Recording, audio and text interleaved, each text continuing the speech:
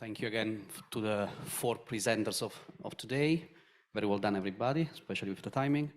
I would like to start with a question, because all of you have been using one word, which is data. So I will not use the word blockchain either. I will stay on the line. For example, for the first presentation from Yannis, you were saying that at a certain stage, government can come into place. You said that car industry, for example, is rich enough, each company is rich enough to make up their own system and their own data, and they're even selling now the data or trying to sell the data, okay? And government to come up into the place. Claudia now was mentioning the fact of questions like where the data are going to get stored and diffused, maybe within Europe only and not beyond. I think this is quite an important point. How do you envision, all of you and also Mariana Online, the data management from this point of view? Because we keep talking about a technology which is potentially powerful, but are we sure, for example, governments will be happy to share their data, or where the boundaries are going to be? Each one of you. Sure. Why does a client wish to have full control of their own data? Well, that's because they don't trust to allow someone else to have control of that data. So it is a matter of trust. And that's not an easy puzzle to resolve. And it's also causing us to stay in what I call the Napster age. For those of you who remember Napster, where we would still exchange music files before the streaming services came along, and you realized, actually, I don't need to have my own MP3s. I can just get the value directly, and I don't care where it is on the cloud. So we will stay in the Napster age and have everyone keep their own files if we cannot solve the trust issue. Why is that trust issue not resolved? I don't have an answer for that, but I know that that's the problem. If we don't solve that, we will not make the transition. Can we operate without it? Yes, we can. The whole point of federation is that we can allow the client to keep their own data exactly where they want it, and then link to that data and provide the necessary graphs needed to make that transition without touching the original source. Is that inefficient? Yes, it is, but it is necessary as a stepping stone towards that target. Yeah.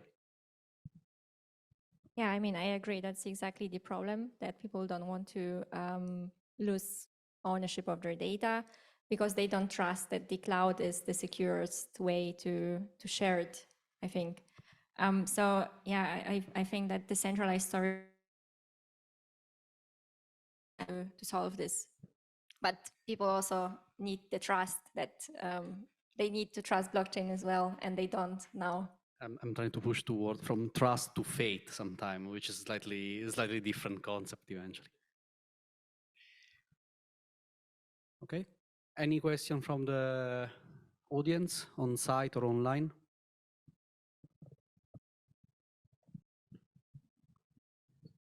Sorry, may I add something as well to the discussion?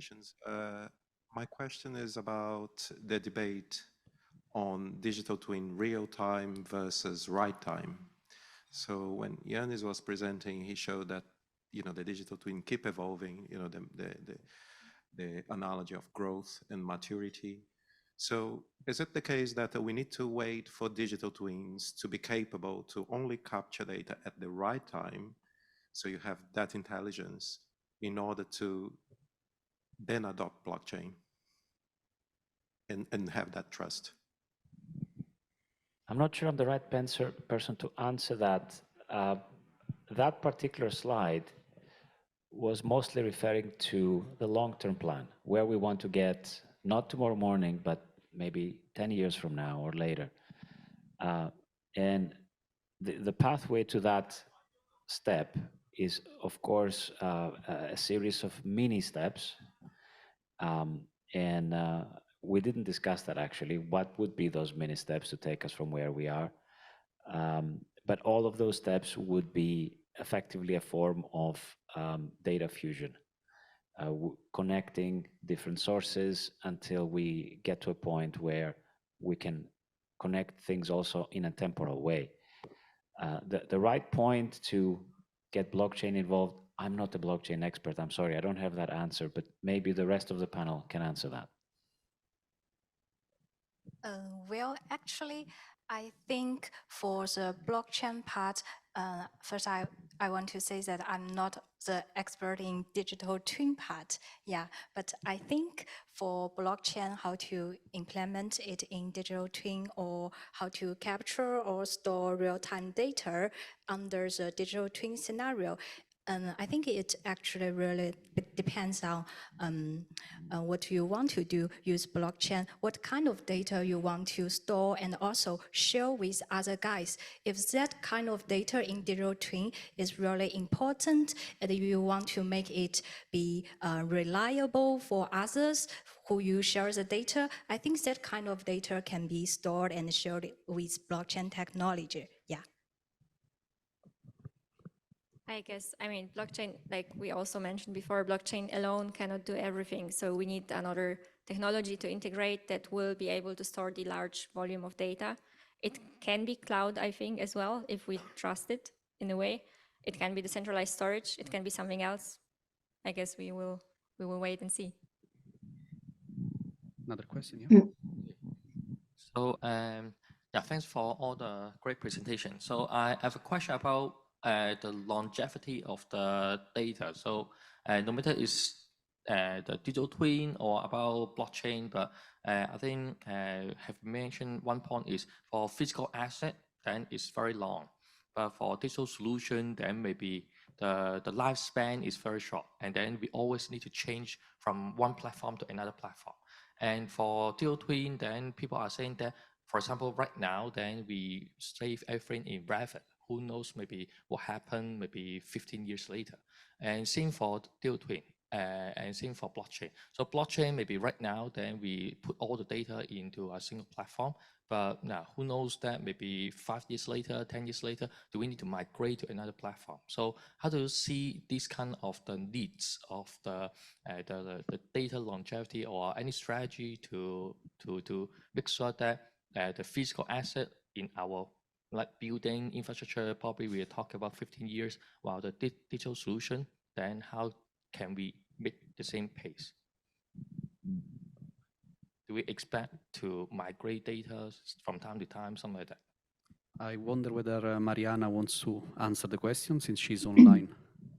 Yes, I don't know if I can really give a good answer to that question because this is the main question.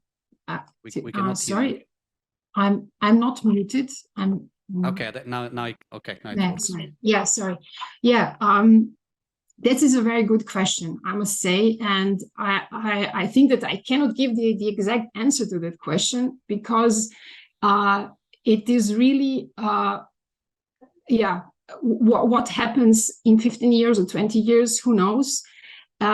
Especially as well, if you look at the BIM model itself. The problem in the whole process is that you have different kinds of BIM models, for example. You have one in the design phase, one in the construction phase because you have changes to the model. Then you have, again, additional data. Then in the operational phase, you have, again, data concerning the maintenance and so on, or energy consumption. And then, again, in the end-of-life phase, you have a model which is, or you don't even have a model for the end of life phase because maybe you have not recorded all the data concerning the changes in the BIM model. So the question is, what kind of data would you like to store and where? And the thing is as well, how is it going to or how would it be, how is it going to represent the building that maybe you had at the beginning and the building at the end? It doesn't exactly answer the question that you are posing because I really cannot answer the question what will happen in 15 years or if we will again use blockchain in the sense that we're using it. And but I can maybe add something else to that. Concerning this data transparency and trust, which Yanis was mentioning in the beginning, is we had the same experience with our partners in the project where we were looking at this kind of processes in the design phase, as I mentioned, where you have a lot of exchanges between different kinds of designers or planners. And when they asked us, why would you like to have some kind of transparency in the design process? We said, okay, we want to see how the model changed, and we can then again refer to these certain changes. And they said, we don't want to have that, because then you will see our mistakes. So when we change like the culture where it's okay to make mistakes and to make them transparent, I guess also this issue of trust or the data would somehow have some kind of resolve. This is what I can add to that. Anyone else? Quickly. Really small point. Why do they not want to show the mistakes? Well, that's because they are attached to liability. Yes. There's Yes. a mistake out there, I could be sued, and that has procurement, like we were discussing earlier in the week.